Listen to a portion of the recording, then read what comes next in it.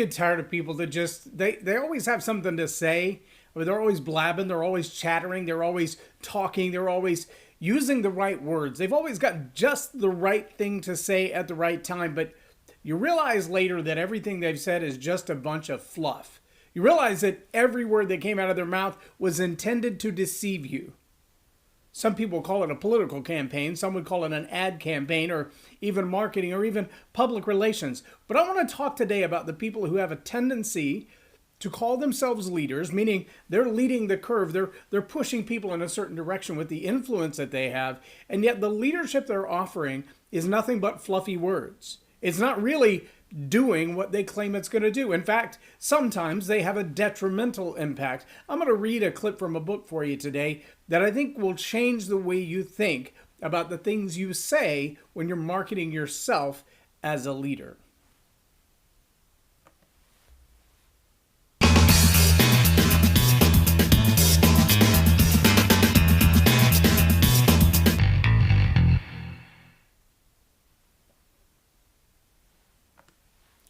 I'm J Loren Norris with Leading Leaders Podcast, and today I want to share with you from a book that I've been reading lately called Woke Inc. If you haven't gotten a copy of this book, I encourage you to go out and get this book right now. But I'm going to read with you from page 90 to 91, just a little short paragraph, and then on to page 92 because and just clips from this. But I think when you think about leaders who have these powerful, impactful, influential words because they have great ideas and they know that their ideas could change the world if they just could get everybody to follow their ideas. I realize there are a lot of people who will throw those words out there. They'll lead with those words and then sometimes follow them with action. And sometimes the action they follow them with is actually more deception than it is action. And I think that's the case in this particular scenario, but I think it's indicative of a large swath of business leaders today, which is really what the whole book is about. Let me share with you about Volkswagen. Starting on the bottom of page 90, he says, Volkswagen had previously been a small player in the U.S. It changed that with a prominent, quote, clean diesel marketing campaign, positioning its cars as environmentally friendly alternatives to hybrids like the Toyota Prius. The PR campaign paid off. Yay! In September 2015, the Dow Jones Sustainability Index, the DJSI, named Volkswagen the most sustainable automobile company in the world. It had earned a near-perfect score with full marks for codes of conduct, compliance, anti-corruption, as well as innovation management and climate change strategy. I'm going to skip down a little further. Now, this is a quote from the actual CEO, Martin Winterkorn. He had put this whole project together, and in 2014, he had successfully steered Volkswagen to the top with his climate-conscious strategy. He said in an annual letter to shareholders, and I quote, "The automotive industry is currently experiencing fundamental change. Look no further than the increasingly stringent CO2 legislation or the rapid digitization of vehicles, plants, and showrooms. This costs us a great deal of energy and money too. But at Volkswagen, we do not see this transition as a threat, but rather as a tremendous opportunity, one that we must and will take advantage of." End quote. Winterkorn and Volkswagen did indeed take advantage of the tremendous opportunity. A week after their self-congratulatory press release, the U.S. Environmental Protection Agency, also known as the EPA, issued a formal notice of violation to the German automaker alleging that Volkswagen had installed software or defeat devices in its cars to circumvent the EPA emissions standards. 40 times more toxic fumes than permitted by the Clean Air Act, EPA would later uncover up to 590,000 cars were implicated. 2 days later, Volkswagen leadership publicly admitted to cheating on emissions tests and revealed that defeat devices were installed, and you ready for this? 11 million cars.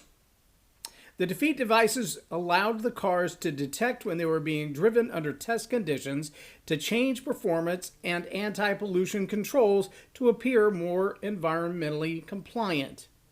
However, under normal circumstances requiring greater performance, the cars would go back to guzzling gas. The negative news sent the Volkswagen stock price tumbling 50% from its all-time high. It was quietly cut from the DJSI. Volkswagen initially accused a group of rogue engineers for perpetuating the fraud, but later, to seek an informal meeting with the senior-ranking CARB official, according to sentencing memo of a U.S. criminal case against Volkswagen engineers, an FBI affidavit said, rather than advocate for disclosure of the defeat device to U.S. regulators, executive management authorized its continued concealment. On orders from above, Volkswagen engineers lied to CARB officials. They eventually confessed, which triggered the EPA notice. Now, I realize that as we talk about leadership, Volkswagen wouldn't necessarily be considered a leader, except that Volkswagen, if recognized by the Dow Jones industry, the DJSI, I forget everything it stands for, but that sustainable marker gave them a whole lot of influence in the world. It gives them a whole lot of opportunity in the world. It gives them a whole lot of financial reserves in this world. And as such, that makes them leaders. When their standards become the standards that other companies look at and go, wow, we need this clean diesel technology, we should be as fuel efficient and as EPA rated as Volkswagen is, then the world begins to fall in line behind that. See, here's the scary thing. It's kind of like this week, this last week of October, first week of November in 2021, there's a gathering of climate conscious world leaders. These are some financial leaders, some are government leaders, some are the top leaders of their governments from around the world. And they're gathering this week in Glasgow, Scotland, for the purpose of determining what should be the new standards to prevent the world from coming to an end under climate conditions. Now, the challenge is we've had this same conversation for nigh on 50 plus years. For 50 years, we've been looking at a 10 to 12 year cycle for the end of the world. It was going to be in 2000, and then in 2010, and then in 2013, and 2015, and now 2020, and oh wait, 2020 came and went. We're not underwater yet. We're not out of oil yet. And yet we have regulations that are putting people out of jobs, putting people out of their homes, putting people in financial dismay in order to save the planet. Although our technology keeps making saving the planet a whole lot easier, our laws are making living under that condition even harder. What does seem funny, though, is that people like John Kerry say, well, there are going to be a whole new set of economies built around climate control. There's going to be a whole new set of wealthy people built around climate control. And when you look at the people who are meeting to talk about climate control, many of them are already very wealthy people who control things like the banks and the governments and policies and procedures. But they're not the people who are the scientists who are actually making the changes to make things happen. In fact, many of the scientists who've spoken about climate control have been disproven. They've been proven that their theories were wrong, that what they postulated would happen hasn't come to pass, number one. And number two, that much of the data they used, very much like Volkswagen, was intentionally fraudulent. Oh, they were telling us they were going to save the world. They were telling us how much better things would be under their supervision. If we just did it the way they wanted it done, it would be so much better. They're leading the world by lying to the world. Not just in the government leadership concepts, but in the world of banking and finance and who can get a loan and who can't get a loan and what kind of car you can drive. And just a little example of that. Did you know right now one of the major issues for getting the ships that are sitting in the harbors, some of them not even in the harbors yet, they're still at sea off the coast of California. Many of them are there because there are no trucks to unload the ships onto. Well, why are there no trucks? Because Governor Gavin Newsom has made some laws that are some to protect the climate, some to protect the unions, some to protect the state of California from whatever, That you cannot, for example, drive a semi that's older than a 2011 model into the state to go to the harbor to pick up a freight, a sea crate, boxes, whatever it may be. So if you can't get into the harbor because your truck is too old, how many vehicles does that rule out? See, he's also outlawed things like leaf blowers in the mind of consciousness for the climate control. And he's also outlawed things like chainsaws. Yeah, if it's an off-road combustion engine, it will no longer be allowed to be used in California. You can't even sell them there anymore. But we wonder why we have wildfires. Well, I was a firefighter, and I know that if you keep the land cleared, you cut down the dead trees, and you clear them out of there, then they're less likely to see wildfires. And now we have floods and mudslides, and what are those from? Well, they're from the scorched earth where there's no growing foliage because, well, the wildfires burned it all out. Do you see how this wokeness, especially in this category around climate control, this wokeness, it's speaking the right language. It's telling people what they want to hear. It's making the confessions that everybody thinks you should be making, and it's telling the world I'm part of the solution. I'm working so hard to make things so much better. But the reality is, many people who are in this process of this wokeology, they're following the cues that they're supposed to be agreeing with this and disagreeing with that and silencing this and speaking loudly about that. They're not taking the action that they claim to be taking. They've found instead the way to create a PR campaign around it to make themselves more popular, more wealthy. And it is ironic if you look at the airports around where all of these people concerned that the world will come to an end if we don't stop using fossil fuels, they're all filled with private jets. All of these people who are contributing to this climate control summit, we've got to get this under control. We've got to fix this climate catastrophe or we're all going to see a doomsday that will be like none other.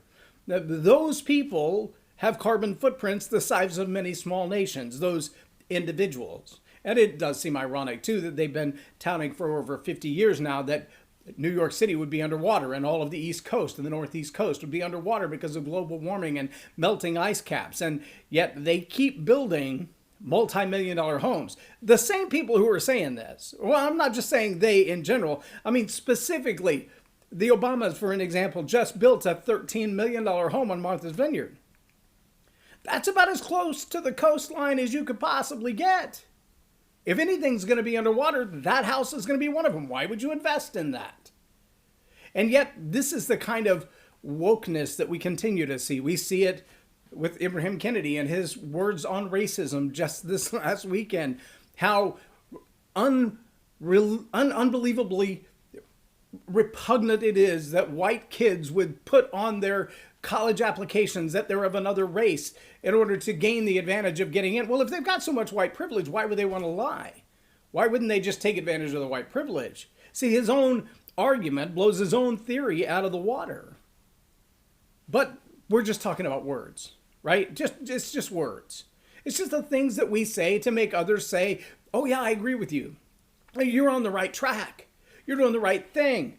And yet all the while, what we're actually doing is nothing. Or worse, like Volkswagen. Well, they got caught with 590,000 cars that were intentionally designed to defeat the same process they were claiming was making the world a better place. Not only was it not making the world a better place, it was 40 times worse emissions than it would have been if they just left it alone. But they had a claim to make. And they had to make themselves famous, and they had to make themselves popular, and they had to make themselves rich. And I just have to wonder if that CEO who pulled off this tremendous stunt actually lost any money in his retirement fund. Was his golden parachute less golden? Was his opportunity to move forward any less? Or does he serve somewhere now in bureaucracy as a genius of master planning? See, that's what we find with a lot of people in the finance world. They've gone from one side of the regulatory fence to say, well, you know, you're being too harsh on us as an industry. It really shouldn't be like that. It should be like this. And next thing you know, they're actually in the policymaker's seat. They're now writing the laws that they once resisted. And they're writing laws that are more stringent than the ones they resisted. If that's not irony for you, I'm not sure what is, but it does seem to be the case. If you're not effective as a journalist, if you're not effective as a banker or what, you can always join the political parties, right? Or vice versa. If you have an unsuccessful career in politics, you can always move off to private industry where you can begin to put things in play that you couldn't get accomplished as a senator. We see a whole lot of CEOs today who are operating in the woke agenda. They're leading their companies to do what the government doesn't have the legal authority to do. They're forcing their employees, for an example, to participate in things that the employee doesn't want to participate in, and the government can't make them participate in, but the company, well, you can keep your job or not keep your job. It's totally up to you. So you have the right to choose, but we're going to make the consequences so severe that you will eventually comply. Listen, if the words that you're using are woke words for the sake of being woke, if what you have to say, if what you are demonstrating through your ad campaigns or your PR campaigns, or you're genuflecting to the modern science of saying, well, we're with you 100%, we're going to be right there with you all the way, and yet you're not doing anything to actually make those things happen, well, it's time to shut up. Seriously, stop talking. Silence. If what you're doing is talking this woke language, but you're not actually participating by doing something that brings positive change in the world, then it's time to stop talking and start doing. Either participate completely by doing something that brings change in the world, or stop talking about it. We've had enough talking. And yes, I realize that's what I do for a living. But I will challenge you to take action on what you do, because I do the same. I'm J Loren Norris with Leading Leaders Podcast for Tell It Like It Is TV. Have a blessed day.